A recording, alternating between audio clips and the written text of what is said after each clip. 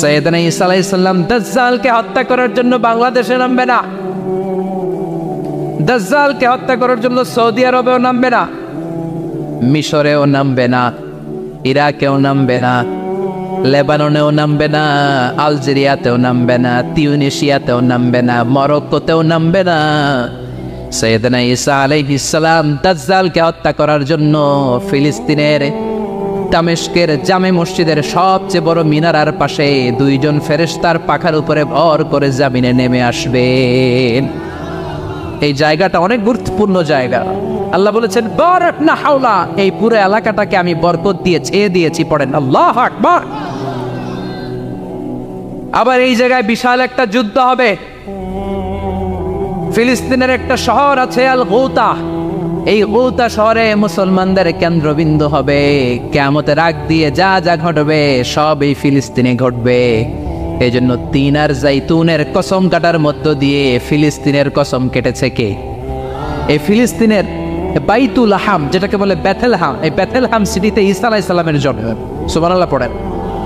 মনে থাকবে কোন শহরে? বেথেলহাম। বেথেলহাম শহরে ঈসা আলাইহিস সালামের জন্ম। তার মানে আল্লাহ ঈসা নবীর জন্মস্থানের কসম কাটলেন। এরপরে আল্লাহ বললেন ওয়াতুরে সিনিন, তুর পাহাড়ের কসম, সিনাই পর্বতের কসম। তুর পাহাড় হলো মিশরে, মিশর হলো মূসা আলাইহিস সালামের জন্মস্থান। আর ওয়াহাদাল বালাদিল আমিন, এই নিরাপদ শহরের কসম, মানে মক্কাতুল মুকাররমার কসম। মক্কা মুকাররমা কার জন্মস্থান? জোরে বলেন, আরো জোরে বলেন। বিশ্বনবীর জন্মস্থান। তিনজন বড় বড় পয়গাম্বর যেই তিন দেশে এসেছে, আল্লাহ তিনটা দেশের কসম কাটলেন। তিনটা বড় বড় শরীয়তের ধারক বাহকে তিনজন নবী, উলুল আজমি মিনার রাসূল। এজন্য আল্লাহ বললেন ওয়াত্তিনি ওয়াজ-যাইতুনি ওয়া তুরি সিনিনা ওয়া হাযাল বালাদিল আমিন। তিন আর জাইতুনের কসম, মানে ফিলিস্তিনের কসম। ওয়া তুরি সিনিন, তুর পাহাড়ের কসম, মিশরের সবচাইতে উঁচু পাহাড়, যে পাহাড়ের চূড়ার উপরে উঠে সাইয়েদনা মূসা আলাইহিস সালাম সরাসরি আল্লাহর সাথে কথা বলেছেন। ওয়া কাল্লামাল্লাহু মূসা তাকলিমা, সরাসরি without any media, without any via সাইয়েদনা মূসা আলাইহিস সালাম আল্লাহর সাথে কথা বলতেন। পৃথিবীতে চারটা আসমানি কিতাব সবচাইতে সেরা। এক হচ্ছে তাওরাত, দ্বিতীয়ত জাবুর, তৃতীয়ত ইনজিল, চতুর্থত কোরআন। তাওরাত আল্লাহ নাজিল করেছেন সাইয়েদনা মূসা আলাইহিস সালামের উপর, জাবুর নাজিল করেছেন দাউদ আলাইহিস সালামের উপর, ইনজিল নাজিল করেছেন ঈসা আলাইহিস সালামের উপর, আর বিশ্বনবীর উপর নাজিল করেছেন কোরআন। ঠিক কিনা? এই তাওরাতকে রব্বুল আলামিন স্বয়ং নিজ হাতে লিখে কাঠের ফলকের মধ্যে, তক্তার মধ্যে লিখে সাইয়েদনা মূসা আলাইহিস সালামকে দিয়েছেন। সুবহানাল্লাহ। এটাকে আরবিতে বলে আলওয়াহ। লাউহের প্লুরাল হচ্ছে আলওয়াহ। কাঠের তক্তার মধ্যে আল্লাহ নিজে তাওরাত লিখেছেন। কিসের মধ্যে লিখছেন? কথা বলেন, শুনতেছেন? মনোযোগ আছে? কাঠের তক্তার মধ্যে তাওরাত লিখলেন। লিখে মূসা আলাইহিস সালামকে বললেন, মূসা ফিহি বুরহান, ফিহি হুদা, ফিহি হিদায়া। এই হচ্ছে তাওরাত কিতাব, আমি নিজ হাতে লিখে দিয়েছি। এর মধ্যে হেদায়েত আছে, এর মধ্যে বরকত আছে, এর মধ্যে বুরহান আছে, দলিল আছে। যাও এই কাঠের তক্তার মধ্যে লেখা তাওরাত কিতাবকে নিয়ে যাও, বনি ইসরাইলের কাছে এই তাওরাত কিতাবের দাওয়াত দাও। সাইয়েদনা মূসা আলাইহিস সালাম ছিলেন অনেক শক্তিশালী নবী। উনি ভাবলেন অল্প কয়েকটা তক্তা, কাউকে ডাকার দরকার নাই, আমার ভাই হারুন রে লাগবে না, আমি যথেষ্ট। আমার ভাই হারুন রে কষ্ট করে পাহাড়ের উপরে টেনে আনার দরকার নাই, 3-4টা তক্তা আমি নিজেই নিতে পারবো, নিজেই নিতে পারবো মনে করে সাইয়েদনা মূসা আলাইহিস সালাম আল্লাহর লেখা তক্তার উপরে যে তাওরাতের ফলক, এই ফলক ধরে টান দিয়েছে উঠানোর জন্য। আল্লাহ যেহেতু কিতাব দিয়েছে নিয়ে যায়, কিন্তু কি আজীব তামাশা, তক্তা ধরে কাঁধে তুলবে তো দূরের কথা, নাড়াতেই পারে না। সুবহানাল্লাহ, আসতে বলেন। নাড়াতেই পারেন। ওনার এত শক্তি, উনি এক থাপ্পড় মেরে ফেরাউনের বাবুর্চিকে ওই জায়গার মধ্যে দুনিয়া থেকে বিদায় করেছিলেন। এক ধাক্কা মারলে 10 জন 10 হাত দূরে যেয়ে পড়তো। উনি রেগে গেলে ওনার মাথার চুলগুলো টুপি আর পাগড়ি ভেদ করে উপরের দিকে এরকম খাড়া হয়ে দাঁড়িয়ে যেত। স্বয়ং মালাকুল মাউতকে থাপ্পড় মেরে চোখ কানা করে দিয়েছিলেন। এর কারণ মালাকুল মাউত মানুষের সুরাতে আসছিল আর অনুমতি নেয় নাই। ঘরের মধ্যে ঢুকার আগে অনুমতির দরকার আছে না নাই? কি সুন্দর ইসলাম, হোয়াট এ প্রাইভেসি ইন ইসলাম। কত সুন্দর প্রাইভেসি ইসলাম আমাদেরকে শিখিয়েছে। আপনি ঘরে ঢুকবেন, অনুমতি নিয়ে ঢুকবেন। কার কথা? এক সাহাবী বললেন, নবী আমার ঘরে 2 ঘর। কয়টা? 2টা মাত্র রুম। এক রুমে থাকি আমি আর এক রুমে থাকে আমার আম্মা জান। যেই আম্মা জানের বুকের দুধ খেয়ে আমি 10 মাস পেটের ভেতরে ছিলাম, 2 বছর বুকের দুধ খেয়ে বড় হলাম। আমার আম্মা জান থাকে এক রুমে, আমি থাকি আর এক রুমে। ও নবী, আমার মায়ের রুমে ঢোকার আগেও কি অনুমতি নেওয়া লাগবে নাকি? বিশ্বনবী বললেন, ও সাহাবা, আতুহিব্বু আন তারাহা উরিয়ানা, do you like to see your father naked? তুমি কি তোমার মাকে নেকেড দেখতে চাও? তুমি কি তোমার মাকে উলঙ্গ দেখতে চাও? সাহাবী বললেন, কাল্লা, কখনোই না। বিশ্বনবী বললেন, ইদান তাস্তাদিন, তোমার মাকে যদি উলঙ্গ দেখতে না চাও তাহলে অবশ্যই অবশ্যই অবশ্যই তোমার মায়ের ঘরে ঢোকার আগে অনুমতি নিয়ে ঢুকবা। সুবহানাল্লাহ। মায়ের ঘরে ঢোকার আগে অনুমতি নিতে হবে। তাহলে ভাইয়ের ঘরে, বোনের ঘরে, ভাবির ঘরে হ্যাঁ ঢুকাই যাবে না। ভাবির ঘরে ঢোকা যাবে? কারো ঘরে ঢোকার আগে অনুমতি নিতে হবে। এটাকে বলে প্রাইভেসি। ইসলামী প্রাইভেসি কি গুরুত্ব দেয়? কারণ আপনি হয়তো এমন একটা সময় চলে যাবেন ঘরের ভেতরে আপনার আম্মা ওই সময় হয়তো হালকা পোশাক পরে, সিম্পল কোনো কাপড় পরে শুয়ে আছে, ঠিক কিনা? ওই পোশাকে সে আপনার সামনে আসতে চায় না। আপনি যখন নক করবেন, আপনি যখন সালাম দিবেন, পারমিশন চাইবেন, সে হয়তো ওনাকে ঢেকে চাদর পরে সুন্দর করে জামাটা পরে তারপরে আপনার সামনে আসবে। চিল্লায় বলেন ঠিক কিনা? এজন্য অনুমতি নিয়ে ঢোকা ফরজ। কারো ঘরে যখন যাবেন আগে সালাম দিবেন, 3 বার সালাম দিবেন। 3 বার সালাম দেওয়ার পরে যদি উত্তর না পাওয়া যায় চলে যাবেন। কার কথা? মানতে রাজি আছেন তো? এগুলো মানি না, এই জন্যই ঘরে অশান্তি, ফ্যামিলিতে অশান্তি, চোখের হেফাজত নাই, নজরের হেফাজত নাই। এই নজরের লাগাম যদি টেনে ধরতে পারেন, ফ্যামিলির 50% সমস্যা এমনিই চলে যাবে। চিল্লা এখন ঠিক কিনা? সাইয়েদনা মুসা আলাইহিস সালামের কাছে মালাকুল মাউত, মৃত্যুর ফেরেশতা, মানুষের সুরাতে এসেছিল, অনুমতি নেয় নাই, হুট করে ঘরে ঢুকছে। ঢুইকা কয়, আনা মালাকুল মাউত, আমি মৃত্যুর ফেরেশতা, জিইতু আন আকবাদা রূহাক, আপনার রূহ কবজ করতে আসছি। মুসা আলাইহিস সালাম দেখতেছে একদম সলিমুদ্দি। মুসা নবী দেখে কি? আর সলিমুদ্দি কয় কি? আমি মালাকুল মাউত। ভেজাল আছে না নাই? সাইয়েদনা মুসা আলাইহিস সালাম দেখে দিব্যি সাধারণ মানুষ, আর সে বলে আমি তোমার রূহ কবজ করতে এসেছি। মুসা আলাইহিস সালাম রেগে গেলেন। অনেক মেজাজ ওলা নবী ছিলেন। রাগের চোটে এক থাপ্পড় দিলেন। থাপ্পড় খেয়ে মালাকুল মাউতের এক চোখ নাই। বুখারীর বর্ণনা, ফাসাক্কাহু ফাফাকু আইনা, থাপ্পড় মারলেন, চোখ শেষ। মালাকুল মাউত বাঁচার জন্য দিলেন দৌড়। এক দৌড়ে আল্লাহর আদেশে আল্লাহর আরশে চলে গেলেন। যে বলে, মাবুদ এমন নবীর কাছে পাঠিয়েছেন, আরসালতানি ইলা আবদিন লা ইউরিদুল মাউত, এমন বান্দার কাছে পাঠিয়েছে ওই বান্দা মরতে চায় না, খালি মারতে চায়। কি করতে চায়? মরতে চায় না, মারতে চায়। দেখেন কি করছে আল্লাহ। বললেন, ও মালাকুল মাউত, ভুল করছো, সালাম দাও নাই, অনুমতি নাও নাই, মানুষের সুরাতে গেছো, আর নবীও সাধারণ নবী না, মেজাজওয়ালা নবী, ঠিক কিনা? চিন্তা করে লাভ নাই, আমি কথা বলবো। সাইয়েদনা মুসাকে আল্লাহ ডেকে বললেন, ও মুসা, তুমি নাকি মরতে চাও না, খালি মারতে চাও। সাইয়েদনা মুসা বলেন, না মাবুদ, আমি তো চিনি নাই, এটা যে মালাকুল মাউত আমি তো চিনি নাই, চিনলে তো তার গায়ে আমি হাত তোলার সাহস করতাম না। আল্লাহ বললেন, ও মুসা, যাও, দাইয়াদাকা আলা মাতনি সাউর, ওই যে একটা গাভী দেখা যায়, ষাঁড় দেখা যায়, ওই গরুর পিঠের উপরে তোমার ডান হাতটা রেখে দাও। সাইয়েদনা মুসা আলাইহিস সালাম গরুর পিঠের উপরে ডান হাত রাখলেন। আল্লাহ বললেন, মুসা, তোমার ডান হাতের নিচে গরুর যতগুলো পশম, প্রত্যেকটা পশমের বিনিময়ে তোমার 1 বছর করে হায়াত আমি বাড়িয়ে দিলাম। মরতে যখন চাও না, মারতে যখন চাও, আরো কয়েক বছর মারো, হায়াত আমি বাড়িয়ে দিলাম। মুসা আলাইহিস সালাম বললেন, আল্লাহ সুম্মা মাযা, এই হাতের নিচে গরুর যত পশম তত আমার হায়াত বেড়ে যাবে। ধরলাম হাতের নিচে 2000 পশম, 2000 বছর হায়াত বাড়িয়ে দিলেন, কিন্তু সুম্মা মাদা 2000 বছর পরে কি হবে? আগে ওইটা কোন, ওই ঝামেলাটা ভাঙের আগে আল্লাহ বললেন মূসা সুম্মাল মাউত, তারপরে তো তোমাকে মরতেই হবে, এই পৃথিবীতে আসলেই মরতে হয়। কুল্লু নাফসিন যায়িকাতুল মাউত, এই পৃথিবীতে যারা একবার আসবে তাদেরকেই মরতে হবে, ঠিক কি না?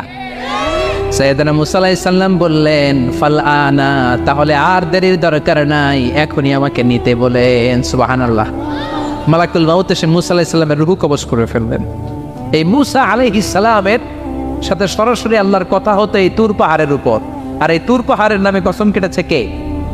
ওয়া তুরি সিনিন। আল্লাহ বললেন তিন আর জাইতুনের কসম, মানে ফিলিস্তিনের কসম।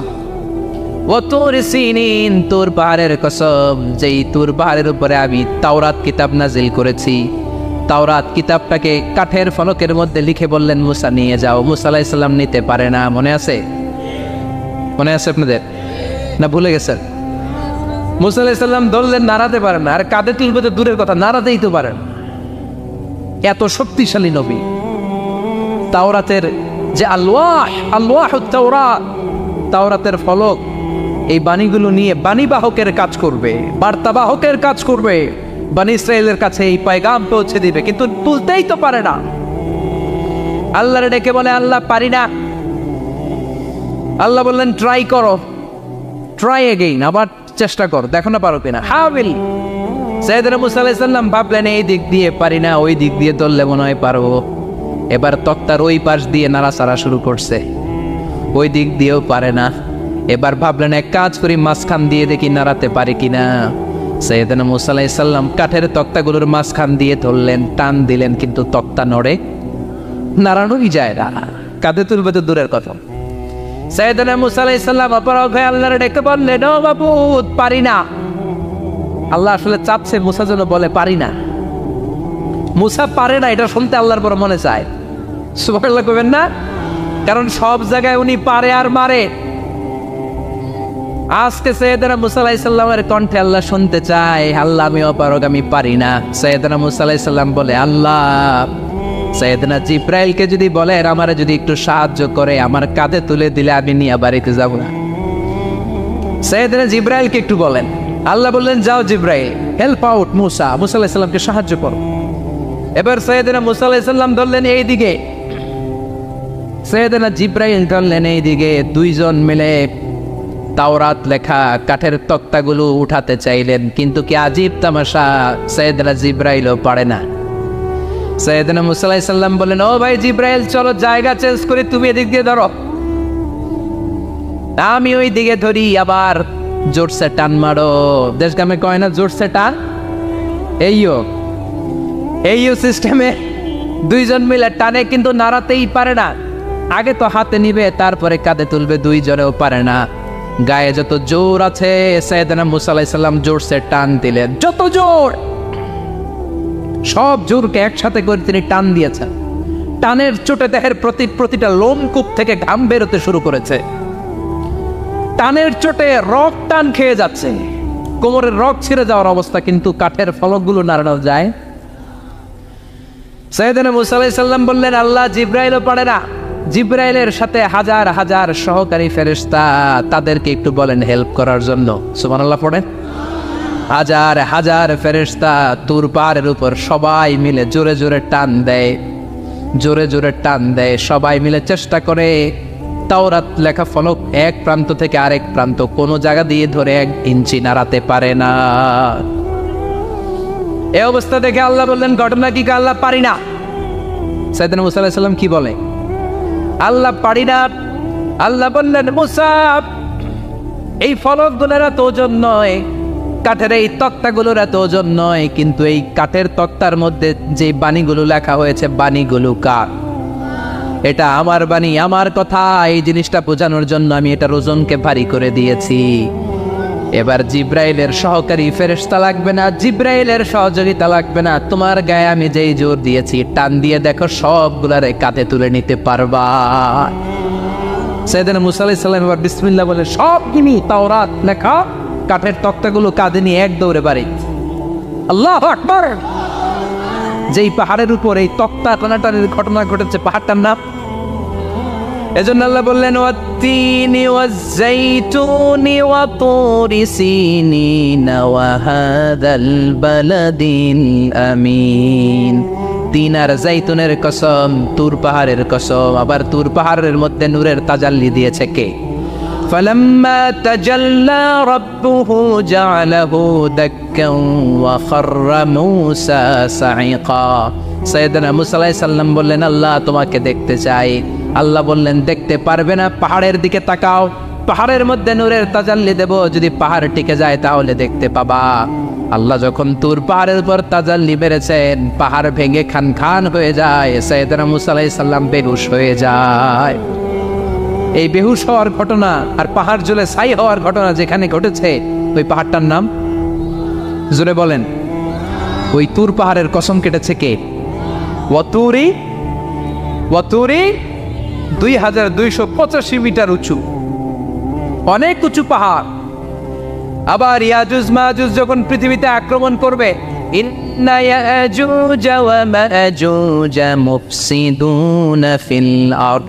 তামাম জাহানে ইয়াজুজ মাজুজ যখন আক্রমণ করবে, তামাম পৃথিবীটাকে যখন লন্ডভন্ড করে দিবে, সাইয়েদনা ঈসা আলাইহিস সালাম মুমিন বান্দাদেরকে নিয়ে যেই পাহাড়ের উপর আশ্রয় নিবেন সেটা হলো এই তুর পাহাড়। সুবহানাল্লাহ।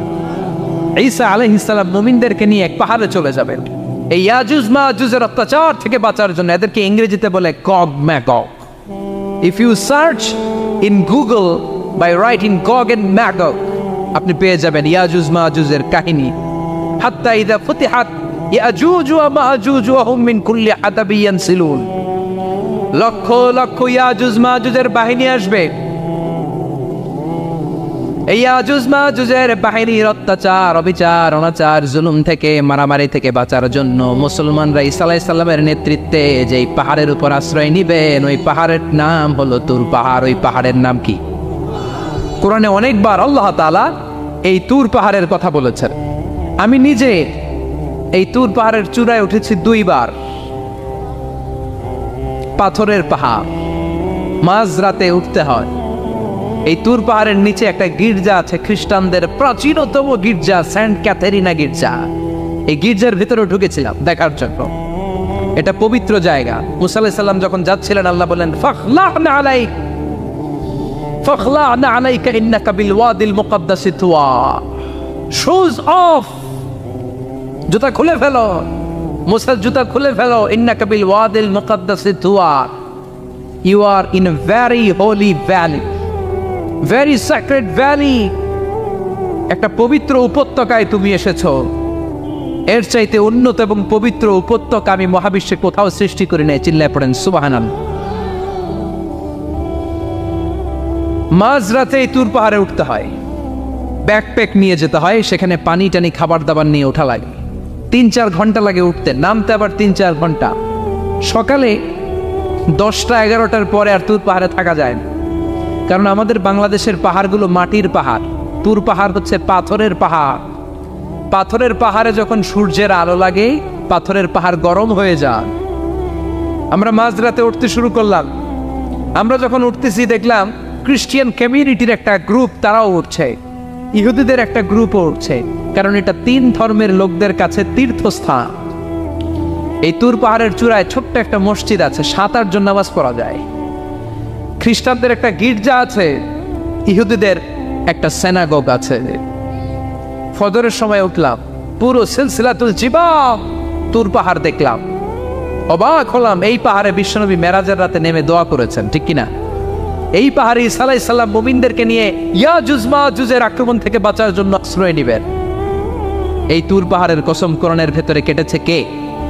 এজন্য আল্লাহ বললেন ওয়াত্তিনি ওয়াজ-যাইতুনি ওয়া তুরি সিনিন ওয়া হাদাল বালাদিল আমিন। তিন আর জাইতুনের কসম, ওই মিশরের তুর পাহাড়ের কসম, ওয়া হাদাল বালাদিল আমিন, এই নিরাপদ শহরের কসম। শহরটার নাম কি?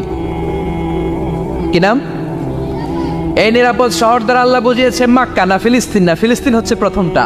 কিন্তু হাদাল বালাদিল আমিন, এই নিরাপদ শহর দিয়ে আল্লাহ বুঝিয়েছেন মক্কা শহরকে। চিৎকার করে বলবেন কোন শহর? মক্কা শহর। এই মক্কা শহরের আগের নাম বাক্কা। মক্কার আগের নাম কি? জোরে বলেন, আরো জোরে। ইন্না আউওয়ালা বাইতিন উদিআ লিন-নাসি লাল্লাযী বিবাক্কাতা মুবারাকা হুদাল লিল আলামিন। নিশ্চয়ই পৃথিবীর সর্বপ্রথম ঘর যেই শহরের মধ্যে আমি আল্লাহ স্থাপন করলাম, শহরটার নাম হলো বাক্কা শহর। কি শহর? এই বাক্কা পরে চেঞ্জ হয়েছে মক্কা। আল্লাহু আকবার। তার মানে আজকে জানলেন মক্কা শহরের আগের নাম হলো বাক্কা। আগের নাম কি? মক্কা শহরে অনেক হোটেল আছে, হোটেলের নাম ফুন্দুক বাক্কা। দেখছেন? ফুন্দুক বাক্কা মানে বাক্কা হোটেল। এই বাক্কা হচ্ছে মক্কার আগের নাম, মনে থাকবে। আল্লাহ বললেন হাদাল বালাদিল আমিন, এই নিরাপদ শহরের কসম, এই শহরের চেয়ে নিরাপদ শহর পৃথিবীর মধ্যে। ইউসাউইরুকুম ফিল আরহামি কাইফা ইয়াশা লা ইলাহা ইল্লা হুয়াল আজিজুল হাকিম। তিনি হলেন এমন সত্তা যিনি মায়ের পেটে থাকা অবস্থায় তোমাদের চেহারার ডিজাইন করে দিয়েছে। চিল্লায়া বলেন সুবহানাল্লাহ। তাহলে চারটা কসম কেটে আল্লাহ যে দামি কথাটা বললেন, লাকাদ খালাকনাল ইনসানা ফি আহসানি তাকওয়িম, সুন্দর আকৃতিতে তৈরি করেছি। এজন্য সুন্দর চেহারাটা নিয়ে যখন আয়নার সামনে দাঁড়াবেন, তখন আপনি আয়নার দোয়া পড়বেন আল্লাহুম্মা হাসসানতা খালকি ফাহসিন খুলুকি। বিশ্বনবীর চেহারা সুন্দর বেশি না কম? জোরে বলেন। চাঁদের চেয়ে সুন্দর তুমি নবী আমার কামলিওয়ালা, চাঁদের চেয়ে সুন্দর তুমি নবী আমার কামলিওয়ালা। দু জাহানের বাদশা তুমি প্যারা নবী সাল্লাল্লাহু আলা, দু জাহানের বাদশা তুমি প্যারা নবী সাল্লাল্লাহু আলা। চাঁদের চেয়ে সুন্দর তুমি নবী আমার কামলিওয়ালা। সুবহানাল্লাহ। বিশ্বনবীর চেহারাটা বড় সুন্দর ছিল। এত সুন্দর চেহারার মানুষ পৃথিবীতে দ্বিতীয়টা নাই। ওই চেহারা নিয়ে বিশ্বনবী আয়নার সামনে যখন দাঁড়াতেন, উনি বলতেন আল্লাহুম্মা হাসসানতা খালকি ফাহসিন খুলুকি। এর মানে হলো, আল্লাহ আমার চেহারাটা আপনি যেমন সুন্দর করেছেন, আমার চরিত্রটাও সুন্দর করে দিয়ে। This is the attitude. এটাকে বলা হয় attitude. What a marvellous amazing attitude he belongs. বিশ্বনবীর কি সুন্দর অ্যাটিটিউড ছিল। সুন্দর চেহারা নিয়ে আয়নার সামনে দাঁড়িয়ে তিনি বলতেন, আল্লাহ আমার চেহারাটা যেমনি সুন্দর করেছো, আমার চরিত্রটাকেও সুন্দর করে দাও। আমার বাহিরটা যেমন সুন্দর, আল্লাহ আমার ভেতরটারেও সুন্দর করে দিও। পড়েন আমিন। এই আয়নার দোয়া পারেন তো? আয়নার সামনে দাঁড়ায় এই দোয়া পড়েন তো? নাকি বলেন আয়না বসাইয়া দিও কলবের ভিতর? এগুলো বলবেন? পড়েন আল্লাহুম্মা হাসসানতা খালকি ফাহসিন খুলুকি, আল্লাহুম্মা হাসসানতা খালকি ফাহসিন খুলুকি। হে আল্লাহ, সবাই বলেন হে আল্লাহ তুমি আমার চেহারাটা সুন্দর করেছো, তুমি আমার চরিত্রটাও সুন্দর করে দিও। আমিন। আর জোরে পড়েন আমিন। এই জন্য নিজে যখন আয়নার সামনে দাঁড়াবেন এটা বলবেন, আপনার স্ত্রী যখন আয়নার সামনে দাঁড়ায় তখন এইটা বলবেন, আপনার বাচ্চা যখন আয়নার সামনে দাঁড়ায় তখন এই দোয়া পড়বেন। রাজি আছেন তো? আয়নার সামনে দাঁড়িয়ে আমরা বলবো হাসসানতা খালকি, আল্লাহ তুমি আমার চেহারাটা সুন্দর করেছো। আমরা সবাই সুন্দর, আমরা সবাই সুন্দর। যার কালার কালো, কালো চামড়ার লোক, তার মধ্যে একটা সৌন্দর্য আছে না নাই? আল্লাহ বললেন এই কালো আর ধলো এগুলো তো বাইরে। ওয়াখতিলাফু আলওয়ানিকুম ওয়া আলসিনাতিকুম, তোমাদের গায়ের রঙের ভিন্নতা, ভাষার ভিন্নতা, এগুলো আল্লাহর মিরাকেল। একজন সাদা, একজন কালো, একজন ধূসর বর্ণের, এক একজনের চেহারার সাথে আরেকজনের চেহারার মিল নাই। সুবহানাল্লাহ। এটাই সৌন্দর্য। এজন্য আল্লাহ বললেন লাকাদ খালাকনাল ইনসানা ফি আহসানি তাকওয়িম, আমি গোটা মানব জাতিকে চমৎকার একটা স্টাইল দিয়ে তৈরি করেছি।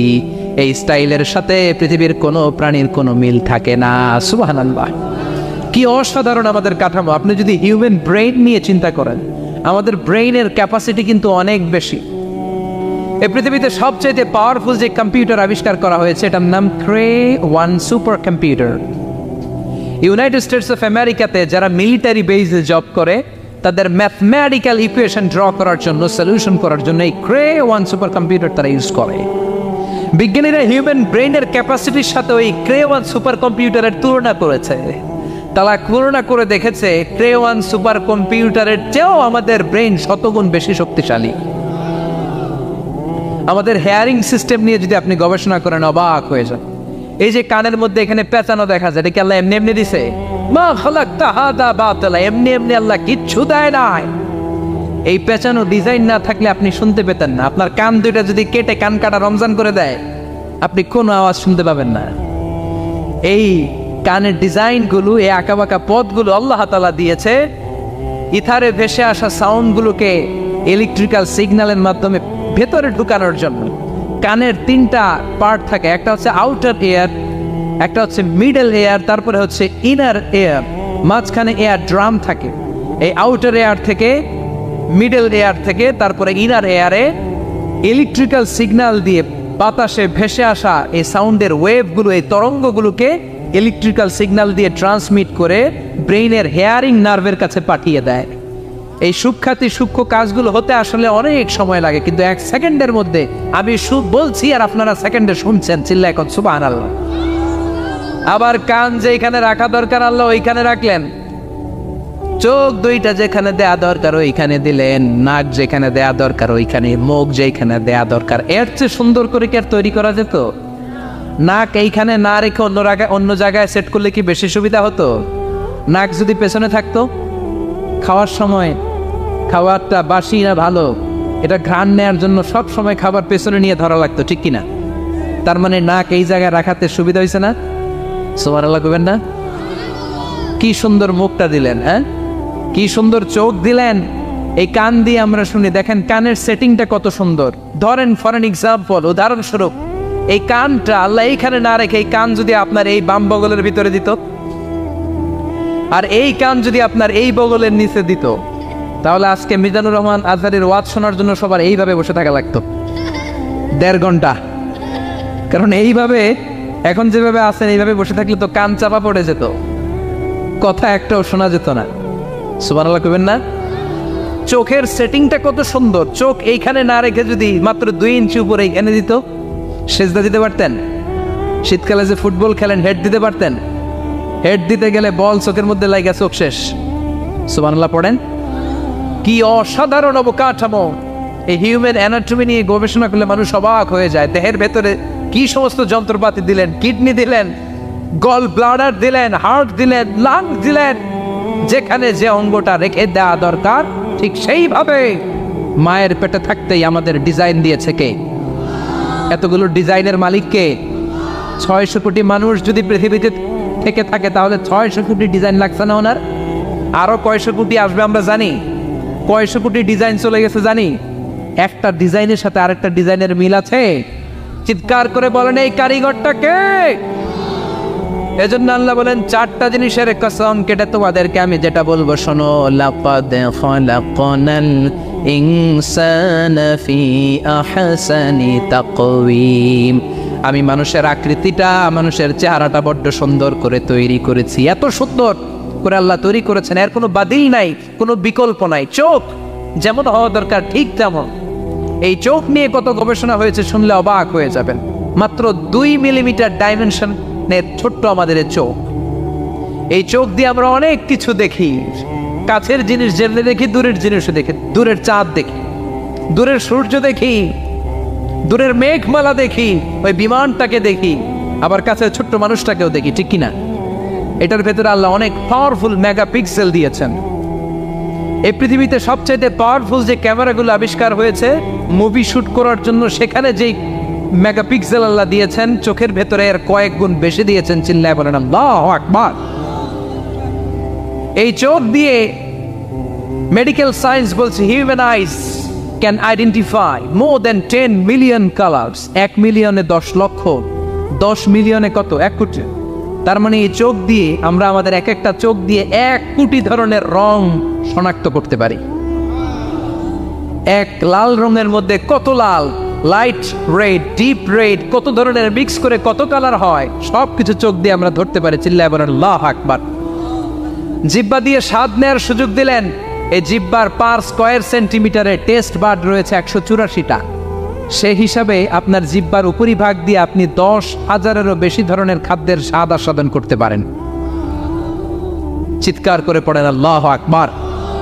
এক একটা অঙ্গ নিয়ে যদি আপনি গবেষণা করেন, কত কাজ করার সুযোগ আল্লাহ তাআলা দিয়ে দিলেন। 206টা নাকি হাড্ডির পিস রেখেছে আল্লাহ এক একটা দেহের ভিতরে। 206টা না, 206টা হাড় আছে। আমাদের প্রত্যেকের দেহের ভিতরে কয় পিস হাড্ডি? কথা কয় না, 206টা। সবচেয়ে ছোট হাড়টা আছে কানের ভেতরে। সুবহানাল্লাহ পড়েন। সবচেয়ে ছোট হাড়। এক একটা অঙ্গ কত সুন্দর এরকম বেন্ড করা যায়, হাত পা নাড়ানো যায়, এইখানে একটা টুইস্ট করা যায়, এইখানে টুইস্ট করা যায়, আবার কবজি টুইস্ট করা যায়, আবার এইখানে এক একটা আঙ্গুলে কতগুলো টুইস্ট করা যায়। সুবহানাল্লাহ কইবেন না? কত কাজ এ হাতের। এই হাত দিয়ে ঘুষি মারা যায়, হ্যাঁ, হাত দিয়ে আটার খামির বানানো যায়, হাত দিয়ে ভারী জিনিস উত্তোলন করা যায়। আবার এই হাত দিয়ে দেখেন ক্রিকেটাররা কি সুন্দর বল করে, এটা দিয়ে স্পিন বল করে, লেগ স্পিন করে, অফ স্পিন করে, পেস বল করে। এক হাতের মধ্যে কত কারসাজি। সুবহানাল্লাহ করে না? আবার বা হাতে স্পিন করে না, বল এদিকে পড়ে ওইদিকে চলে যায়, আছে না নাই? আবার এই আঙ্গুল দিয়ে কত কাজ। বাজার থেকে বাজার করে যখন বাজারের ব্যাগ যখন নিয়ে আসেন, হাতে ধরেন নাকি আঙ্গুলে ধরেন, কত কাজ। এই আঙ্গুল দিয়ে মোবাইল টিপে আমরা মোবাইল ইউজ করি, আঙ্গুল দিয়ে ল্যাপটপে আমরা টাইপ করি।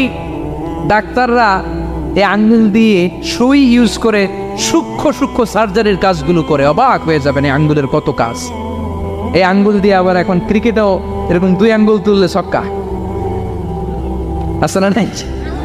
আবার 1 আঙ্গুল তুললে আউট, আবার এটা তুললে ভিক্টরি, বিজয় চিহ্ন।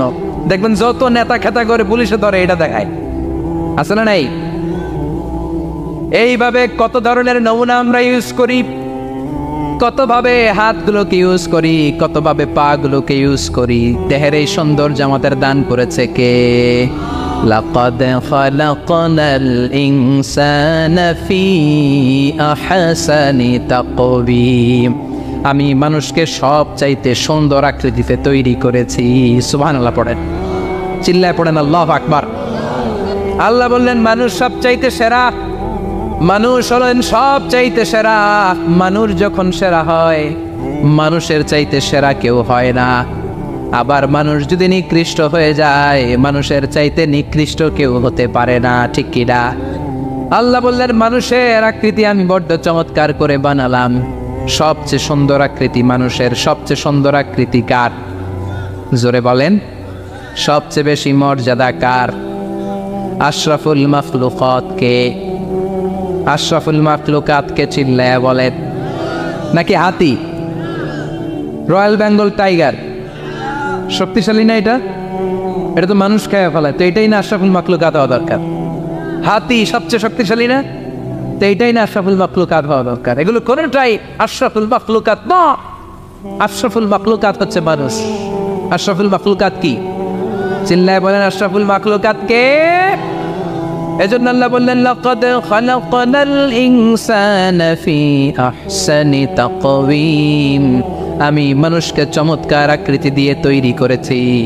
সুম্মা রাদাদনাহু আসফালা সাফিলিন। আবার মানুষকে আমি একেবারে নিম্নগামী করেছি। উপরে যেমনি নিয়েছি, আবার মানুষকে নিম্নগামীও করেছি। তার মানে মানুষ যদি সম্মানিত হয়, মানুষের চেয়ে বেশি সম্মানিত কেউ হতে পারে? মানুষ যদি সম্মানিত হয়, মানুষের চেয়ে সম্মানিত হওয়ার সুযোগ কারো আছে? দলিল কি? দলিল হচ্ছে বিশ্বনবী যখন মেরাজে যাচ্ছিলেন, একটা সার্টেন লেভেল, যে একটা নির্দিষ্ট জায়গায় যে সাইয়েদনা জিব্রাইল বললেন ইয়া রাসূলুল্লাহ আমি আর উপরে যেতে পারবো না, আমার খেলা এই জায়গায় শেষ, নবী আপনার খেলা এখন শুরু। সুবহানাল্লাহ। ও নবী, এই জায়গার নাম সিদরাতুল মুনতাহা, এটা সীমান্ত বৃক্ষ, এটা হচ্ছে বর্ডার এরিয়া। কি এরিয়া? এটা হলো বর্ডার এরিয়া, এখানে আমার খেলা শেষ।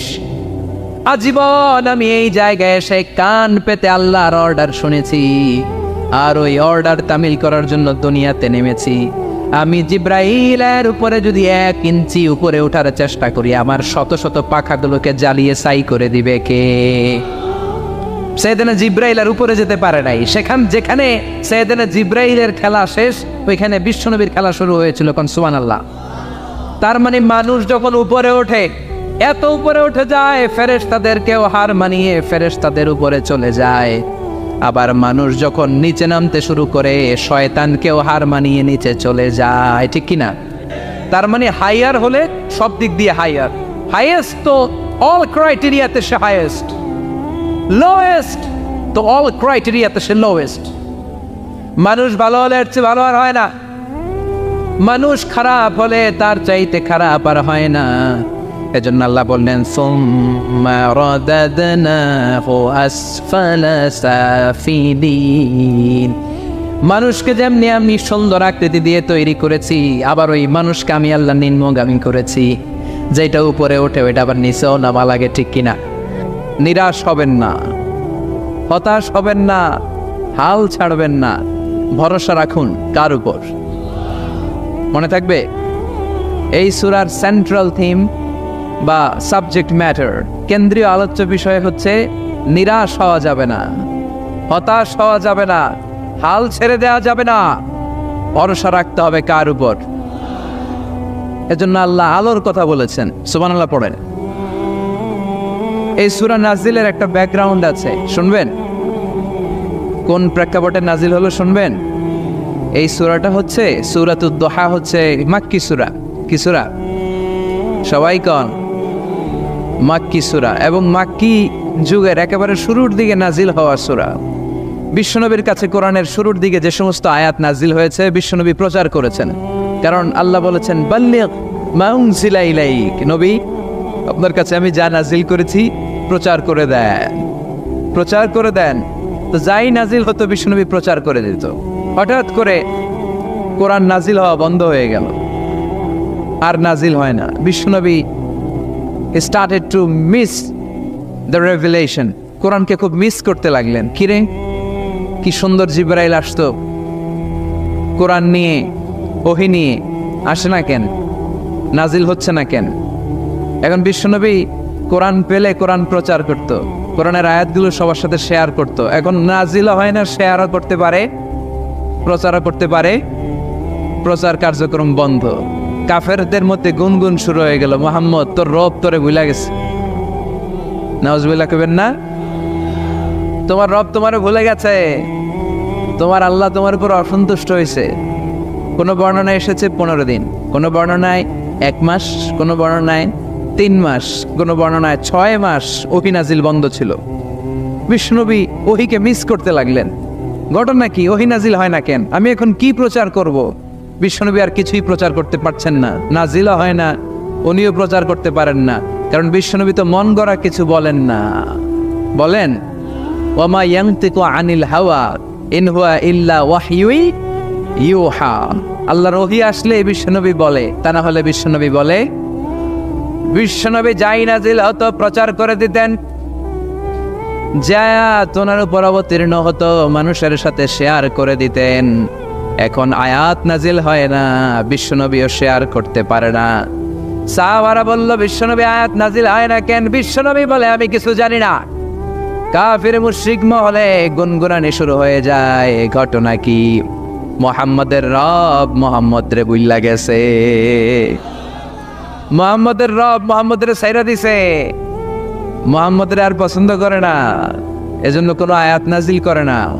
বিশ্বনবীর চাচি আবু লাহাবের স্ত্রী উম্মে জামিল বলল, মুহাম্মদ তোমার শয়তানটা বুঝি তোমার কাছে আসে না? এই শয়তান দ্বারা উদ্দেশ্য নিয়েছে জিবরিল আলাইহিস সালামকে। নাউজুবিল্লাহ পড়েন। এবার বিশ্বনবী টেনশনে পড়ে গেলেন। ঘটনা কি রে? কি ভুল আমার হয়? কি অন্যায় আমি করলাম? কি ভুল আমার হচ্ছে? কি ত্রুটি আমার, যে কারণে আল্লাহ আমারে পছন্দ করে না? 3 মাস 6 মাস হয়ে যায়, আকাশ থেকে কোনো ওহী নাজিল হয় না। কি আমি করলাম? আমার মনে হয় আমার কোনো ভুল হয়েছে, আমার কোনো ত্রুটি হয়েছে, অন্যায় হয়েছে, যে কারণে আমার আল্লাহ আমারে পছন্দ করে না। মাঝে মাঝে আমাদের জীবনে এরকম হতাশা আছে না নাই? কিরে, আমি এত দোয়া করি কবুল হয় না কেন? আমার জীবনে এত দুঃখ কেন? আমার জীবনে এত কষ্ট কেন? আমার জীবনে তো ভালো কিছু হয় না। সবাই হুর হুর করে এগিয়ে যায়, কত সুন্দর ক্যারিয়ার, বিসিএস হয়ে যায়, সরকারি জব হয়ে যায়, ব্যবসায় লালে লাল, আমার তো কিছু হয় না, আমার কিচ্ছু হলো না। এরকম হতাশা আছে না নাই? এই সূরা আপনাকে শিখাতে চায়, don't be sad, don't be frustrated, don't be upset. Upset হয় না, হতাশ হয় না, ভরসা রাখো কার উপর? আজীবন হতাশাগ্রস্ত মানুষের জন্য এই সূরাটা একটা আলোকবর্তিকা আর মশাল হয়ে কাজ করবে। সুবহানাল্লাহ পড়েন। মোটিভেশনাল সূরা। আল্লাহু আকবার। বিশ্বনবী চিন্তায় পড়ে গেলেন, মনে হয় ভুল হয়েছে, কেন ওহী আসে না? কি আমার অপরাধ? কেন কোরআনের আয়াত নাজিল হয় না? কেন আল্লাহ ওহী পাঠায় না? বিশ্বনবী যখন চিন্তিত, বিশ্বনবী যখন হতাশ, তখন আল্লাহ নাজিল করলেন ওয়াদ-দুহা, ওয়াল-লাইলি ইযা সাজা, ওয়াদ-দুহা, আলোর শপথ, ওয়াল-লাইলি ইযা সাজা, আর রাতের শপথ, যখন রাতটা নিঝুম হয় আর হয় নিস্তব্ধ। সুবহানাল্লাহ কইবেন না? আল্লাহ আলোর শপথ করলেন। এজন্য হতাশ হবেন না। C the Sunlight, go out, C the nice day. কত সুন্দর দিন, কত সুন্দর আলোক উজ্জ্বল দুপুর, কত সুন্দর সকাল। সুবহানাল্লাহ পড়েন। হতাশ হবার কোনো কারণ নাই। আপনার আল্লাহ আপনার সাথে আছে না নাই? আপনি আপনারা যত ভালোবাসেন তার চেয়েও আপনারা বেশি ভালোবাসে কে? আপনার বাবা মা আপনারা যত মায়া করে তার চেয়েও আপনারা বেশি মায়া করে কে? আল্লাহ বললেন ওয়াদ-দুহা, সকালবেলার সূর্য কিরণের শপথ, ওয়াল-লাইলি ইযা সাজা, আর রাত্রির শপথ, রাত্রিটা যখন নিঝুম হয় আর নিস্তব্ধ হয়। সুবহানাল্লাহ পড়েন। তাহলে আল্লাহ আলো আর অন্ধকারের শপথ বা কসম কাটলেন, ঠিক কিনা? আলো দ্বারা আল্লাহ তাআলা ওহীর আগমনকে বুঝিয়েছেন, আর অন্ধকার দ্বারা ওহীর অনুপস্থিতি বুঝিয়েছেন। সুবহানাল্লাহ। আল্লাহ বুঝাতে চাইলেন, নবী আমি আপনার উপর রাগ করি নাই, আমি আপনারে বলে যাই নাই যেমনটা কাফির মুশরিকের বাচ্চারা বলে, আমি আপনারে ছেড়ে দেই নাই, আমি আপনার উপর অসন্তুষ্ট হই নাই। সব সময় যদি সূর্যের আলো থাকে, রাত্রে ঘুমাইতে পারবেন? ধরেন 365 দিনই খালি আলো আর আলো, খালি সূর্যের আলো, রাত আর নাই, ভাল লাগবে? আবার সব সময় রাত, সূর্যের আলো নাই, ভাল লাগবে? রাত দিন দুইটার দরকার আছে না নাই? এই আলো দ্বারা আল্লাহ ওহীর কথা বুঝালেন। আল্লাহ বুঝাতে চাইলেন, নবী আলোর শপথ আর অন্ধকারের শপথ, আমি যেমনি আলোর পর অন্ধকার দেই, তেমনি ওহীর পর মাঝে মাঝে ওহী না পাঠিয়ে আপনাকে বিশ্রাম নেওয়ার সুযোগ করে দেই। বিশ্বনবীর কত ভালোবাসতেন আল্লাহ, কারণ ওহী রিসিভ করার মধ্যে একটা কষ্ট আছে না নাই? ও নবী, সব সময় যদি ওহী নাজিল হয়, আপনার স্নায়ু, আপনার দেহ, আপনার মাংসপেশি এই ওহী রিসিভ করতে পারবে না, আপনার স্নায়ু এটা বরদাস্ত করতে পারবে না। ওহীর একটা কিরণ আছে, সূর্যের যেমনি তেজ আছে, আলো আছে, ওহীরও কিরণ আছে। সব সময় এই কিরণ আকাশ থেকে আপনার গায়ে পড়লে আপনি সহ্য করতে পারবেন না। তেমনি আলোর পরে যেমনি আধারের দরকার, কিছুদিন ওহী আসার পরে ওহী বন্ধ থাকার দরকার আছে না নাই? সুবহানাল্লাহ পড়েন। বিশ্বনবীর আরামের জন্য আল্লাহ ওহী বন্ধ করে দিলেন। আল্লাহু আকবার। কারণ সব সময় ওহী আসাটা ভালো না। সব সময় ওহী আসলে বিশ্বনবী সহ্য করতে পারতেন না। কারণ মা আয়েশা বলতেন, শীতের রাতে যখন বিশ্বনবীর উপর ওহী নাজিল হতো, ওহীর প্রেসারে বিশ্বনবীর গলার দাড়ি দিয়ে ঘাম ঝরে ঝরে পড়তো। আমরা তো মাগনা কোরআন পাইছি, কোনো কষ্ট করা লাগে নাই, কোনো পরীক্ষা করা লাগে নাই। বিশ্বনবী যখন কোরআন রিসিভ করতেন, মিসলা সলসলাতিল জারাস, বুখারীর বর্ণনা, ঘন্টার ধ্বনির ন্যায় দপ্তরি যখন হাই স্কুলের ছুটি দেওয়ার জন্য ধামধাম করে ঘন্টা বাজায়, এর কাছে যে কান লাগিয়ে দাঁড়িয়ে থাকা যায়, যেরকম বিকট আওয়াজ হয়, এরকম আওয়াজে ওহী আসতো। আর এই ওহী রিসিভ করতে যে মাঘ মাসের কনকনে শীতের রাতে বিশ্বনবী ঘেমে ঘেমে একাকার হয়ে যেতেন। আবার বিশ্বনবী যখন ওটের উপরে বসা অবস্থায় ওহী নাজিল হতো, ওহীর ভাড়ে, ওহীর চাপে, ওহীর প্রেসারে, কোরআনের প্রেসারে ওটের বুকটা জামিনের মধ্যে লেগে যেত। আবার ঘোড়ার উপরে বসে থাকা অবস্থায় যখন কোরআনের আয়াত ওহী নাজিল হতো, ঘোড়ার পা গুলো মরুভূমির বালুর ভেতরে দেবে যেত। বিশ্বনবীর এক সাহাবা যায়েদ রাদিয়াল্লাহু তাআলা আনহুর পায়ের মধ্যে মাথা রেখে বিশ্বনবী একবার ঘুমাচ্ছিলেন। 1 ঘন্টা 2 ঘন্টা ঘুমিয়ে রইলেন, যায়েদ মাথায় ব্যথা পায় না। হঠাৎ বিশ্বনবী ঘুম থেকে জাগলেন। জাগার পর ওইখানে কি হয়েছে? এত গ্যাদারিং এর ভেতরে সমস্যা তো হবেই, গরম লাগবে, ধাক্কা ধাক্কি, আমারে দেখা যাবে না, এই ভাই আপনি সরান, এই ক্যামেরা নামাও, এগুলো বলা যাবে? এগুলো বললে আজকে আমি ওয়াজ করতে পারবো? যে যেইখানে যে অবস্থায় আছেন আল্লাহর ওয়াস্তে বসেন। আমি আর অল্প কয়েক মিনিট কথা বল। আমি জানি অনেকে আমাকে দেখতে পাচ্ছেন না, মাইকের অবস্থাও ভালো না, যতটুকু শোনা যায় পিন ড্রপ সাইলেন্ট লাগবে, পিন পতন নীরবতা। নীরব না হলে তো ওয়াজ করা যাবে? আর কোনো আওয়াজ শুনবো আমি? তাহলে থামেন। ওহি রিসিভ করতে বিশ্বনবীর কত কষ্ট হতো খেয়াল করে শুনুন। আবার ডানে বায়ে তাকায়। শাওয়ারের ভাইয়েরা এদিকে তাকান, আমার দিকে হয়েছে, বাস আমার দিকে তাকান। ওহি রিসিভ করতে বিশ্বনবীর কত কষ্ট হতো। যায়েদ রাদিয়াল্লাহু তাআলা আনহুর পায়ের মধ্যে মাথা রেখে বিশ্বনবী শুয়ে আছেন। 1 ঘন্টা 2 ঘন্টা শুইলেন, উনি ব্যথা পায় না। হঠাৎ বিশ্বনবী ঘুম থেকে জাগলেন। জাগার সাথে সাথে আকাশ থেকে কোরআনের আয়াত নাজিল হতে লাগলো। আর যায়েদ বলে 2 ঘন্টায় আমার কিছু হয় না, কিন্তু যখনই আমার রানের মধ্যে মাথা রেখে বিশ্বনবী শুয়ে আছেন আর কোরআনের আয়াত নাজিল হতে লাগলো, আমার মনে হচ্ছে আমার রানটা ফেটে টুকরা টুকরা হয়ে যাবে, আমার হাড্ডি ফেটে খান খান হয়ে যাবে। ওহির বার, তার মানে একটা কাঠিন্যতা আছে না নাই? এজন্য আল্লাহ বিশ্বনবীরা ডেকে বললেন, নবী আমি রাগ হই নাই, আমি আপনারে ভুলে যাই নাই। বারবার সূর্যের আলো থাকলে, সব সময় সূর্যের কিরণ থাকলে যেমনি আরাম লাগে না, বারবার ওহি রিসিভ করতে যেই কষ্টটা আপনার হয়, আমি আরশের উপর থেকে দেখে আমার সহ্য হয় না। এজন্য আপনাকে বিশ্রামের ব্যবস্থা করে দিলাম, এই জন্য কিছুদিন ইচ্ছা করে আমি ওহি বন্ধ করে দিলাম। والضحى والليل إذا سجى ما ودعك ربك وما قلى। সকালবেলার সূর্য কিরণের শপথ, রাতের নিস্তব্ধতার নিঝুম রাত্রির শপথ। মা ওয়াদ্দাআকা রব্বুকা ওয়া মা ক্বালা, আপনার রব আপনারে ভুলে যায় নাই, আপনার উপর অসন্তুষ্ট হয় নাই। সুবহানাল্লাহ পড়েন। তাহলে কাফেররা যা বলেছে এটা ওদের মুখের উপরে, জোরে কোন ঠিক কিনা? উম্মে জালিল বিশ্বনবীকে যে গালি দিয়েছে, ওর গালি ওর মুখের উপরে, জোরে বলেন ঠিক কিনা? আমার নবীরে যারা কবি বলে গালি দেয়, ওই গালি ওদের মুখের উপরে, ঠিক কিনা? আমার নবীরে যারা পাগল বলে গালি দেয়, ওদের গালি ওদের মুখের উপরে, ঠিক কিনা? আমার নবীরে যারা লেস কাটা নির্বংশ বলে, ওদের 14 গোষ্ঠী নির্বংশ, জোরে বলো ঠিক কিনা? আমার নবীর সম্মানের বিরুদ্ধে যদি কথা বলে, তাদের বিরুদ্ধে আমাদের হুঙ্কার আর লড়াই আছে না নাই? বিশ্বনবীরে গালি দিলে কলিজা আগুন লাগে? কার কার লাগে? হাত তুলে আল্লাহর দেখা।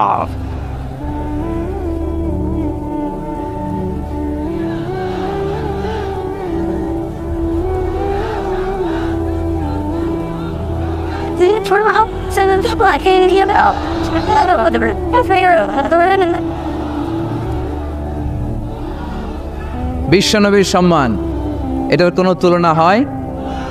বিশ্বনবীর লাইফ নিয়ে কথা বলা অসাধারণ এক লাইফ, ওনার বায়োগ্রাফি, এটা অসম্ভব, এটা তলাবিহীন সাগরের মতো। বিশ্বনবী নিয়ে যদি কথা বলতে শুরু করে, এটা অনেকটা তলাবিহীন সাগরের মতো। এটা সাগর কিন্তু কি নাই, কথা কয় না, কি নাই?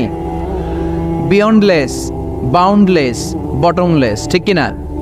As a father, as a husband, as a teacher, as a lawgiver, as a lawmaker, as a reformer of the society, as a messenger, as a commander, Muhammad is a superman of the world.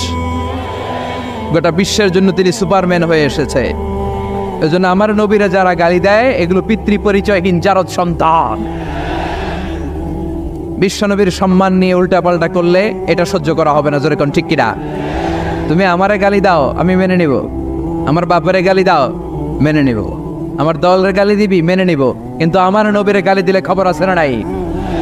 আমার নবীর দিকে, আমার নবীর সম্মানের দিকে বা হাত তুললে ওই বা হাত কেমন করে ভেঙে দিতে হয় সেটাও আমাদের জানা আছে, জোরে কোন ঠিক কিনা? বিশ্বনবীর সম্মান ইটস অ্যান আনপ্যারালাল ইস্যু। এই ইস্যুতে হেফাজত নাই, এই ইস্যুতে জামাত নাই, এই ইস্যুতে চরমনাই নাই, এই ইস্যুতে সরসিনা নাই, এই ইস্যুতে তাবলীগ নাই, আওয়ামী লীগ নাই, জামাত নাই। 17 কোটি মানুষ এক প্ল্যাটফর্মে দাঁড়িয়ে যায়, চিল্লায় বলেন ঠিক কিনা? কারণ এই নবীর সুপারিশ ছাড়া আমি আপনি জান্নাতে যেতে পারবো না, জোরে কোন ঠিক কিনা? এজন্য নবীর ভালোবাসা, নবীর প্রতি মাহাব্বত অন্তরে থাকার দরকার আছে না নাই? আল্লাহকে যে পাইতে চায় হযরতকে ভালোবেসে, আরশ কুরসি লৌহ কালাম না চাইতে পেয়েছে সে। হযরতকে ভালোবেসে আরশ কুরসি লৌহ কালাম না চাইতে পেয়েছে সে। ঠিক কিনা? বিশ্বনবীর ভালোবাসলে গোটা বিশ্ব তার পায়ের সামনে এসে চুমু খাবে। আমরা এই নবীর ভালোবাসা চাই, আমরা এই নবীর শাফাত চাই, আমরা এই নবীর নেতৃত্বে জান্নাতে ঢুকতে চাই। এজন্য আল্লাহ বললেন, নবী মা ওয়াদ্দাআকা রাব্বুকা ওয়া মা ক্বালা, ভয় নাই, চিন্তা নাই, হতাশ হবেন না, নিরাশ হবেন না, আমার উপর ভরসা রাখেন। আপনার আল্লাহ আপনারে ভুলে যায় নাই, আপনার আল্লাহ আপনার উপর অসন্তুষ্ট হয় নাই। ও নবী, আপনি জেনে রাখেন, লাল আখিরাতু খায়রুল লাকা মিনাল উলা। দুনিয়ার বুকে অনেকে আপনারে গালি দিবে, দুনিয়ার বুকে আপনার অনেক বিপদ আসবে, দুনিয়াটা আসল নয়, আসল হলো আখিরাত। ওয়ালাল আখিরাতু খায়রুল লাকা মিনাল উলা, ও নবী আখিরাত এই দুনিয়ার চেয়ে আপনার জন্য শ্রেষ্ঠ। আরেক আয়াতে বললেন শ্রেষ্ঠ এবং স্থায়ী। বাল তুনসিরুনাল হায়াতাদ দুনিয়া ওয়াল আখিরাতু খায়রুন ওয়া আবকা। সুবহানাল্লাহ। ও নবী, এই দুনিয়া স্থায়ী না, এই দুনিয়া শ্রেষ্ঠ নয়, শ্রেষ্ঠ আর স্থায়ী জায়গা হলো জান্নাত। এজন্য দুনিয়ার জন্য পাগল হওয়া যাবে না, মুমিন পাগল হয় আখিরাতের জন্য। এই দুনিয়াতে আজীবন থাকতে আসি নাই, আজীবন থাকবেন, কথা কন। এজন্য এতজনের ভয় পেয়ে লাভ কি? ভয় পাবো আমরা একজনের, চিল্লায় বলেন তিনি কে?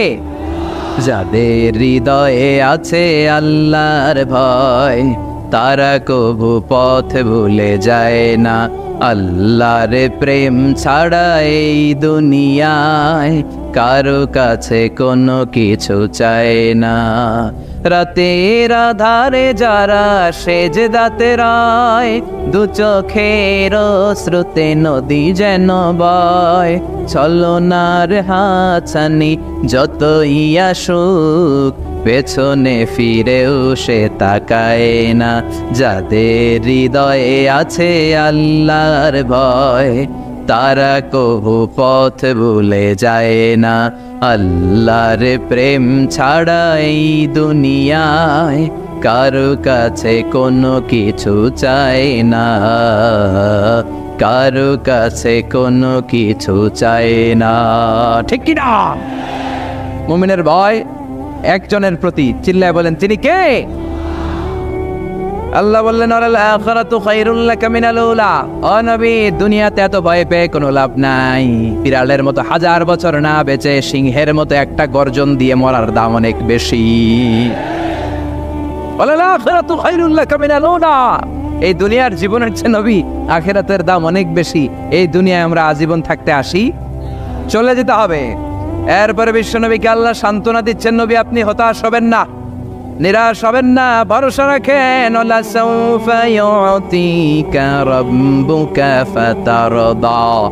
আপনার প্রভু অচিরে আপনাকে এমন এমন জিনিস দান করবে, এই জিনিসগুলো পেয়ে আপনি খুশি হয়ে যাবে। কি সুন্দর ওয়াদা। ও নবী, আপনি হতাশ হবেন না, আপনি টেনশন নিয়েন না, আমি তো আছি। সুবহানাল্লাহ পড়েন। কে বলে? জোরে বলেন, কে বলে? বিশ্বনবীরে বললেন, ওয়ালা সাউফা ইউতিকা রাব্বুকা ফাতারদা। আপনার রব অচিরে এমন কিছু আপনারে দিবে, আপনি খুশি হয়ে যাবেন। And verily indeed your Lord will give you something that will make you happy. সুবহানাল্লাহ বলেন।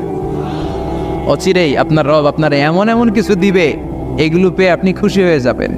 নবীরে খুশি করাই আল্লাহর কাজ। এজন্য বিশ্বনবীর উপাধি দিয়েছেন আল্লাহ হাবিব। বিশ্বনবীকে আল্লাহ কি ডেকেছেন? আর ইব্রাহিম আলাইহিস সালামকে ডেকেছেন খালিল মানেও বন্ধু, হাবিব মানেও বন্ধু। খালিল মানে এমন বন্ধু যে বন্ধু আল্লাহরে খুশি করার জন্য কাজ করে, আর হাবিব মানে এমন বন্ধু যেই বন্ধুরে খুশি রাখার জন্য আল্লাহ নিজেই কাজ করে। এজন্য আল্লাহ বললেন, নবী ওয়ালা সাউফা ইউতিকা রাব্বুকা ফাতারদা। আপনার রব চিরে এমন এমন জিনিস আপনারে দান করবে, এগুলো পেয়ে আপনি খুশি হয়ে যাবেন।